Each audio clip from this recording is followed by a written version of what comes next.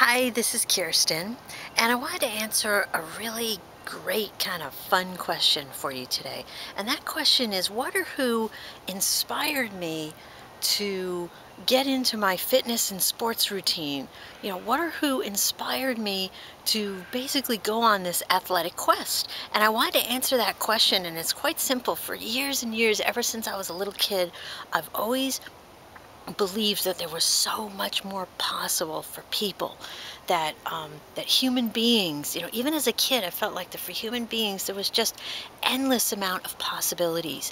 And as a child I was an athlete and loved it and adored it, and it was just a huge part of my life. And then as I grew up, I kind of ended up doing adult things, and really only in the last couple of years started asking myself, well, geez, I used to feel that so much more was possible.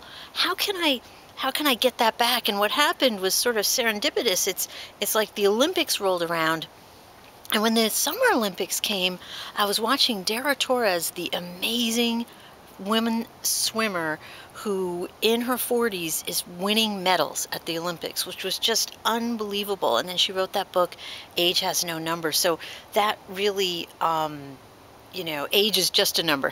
Sorry about that. Age is Just a Number is a book, and it was an awesome book. So if you haven't read it, you should read it. That really inspired me. That was just incredibly inspiring, that age is just a number. And I believed that so much for so much of my life. And then, kind of watching the Winter Olympics, I started getting that same feeling.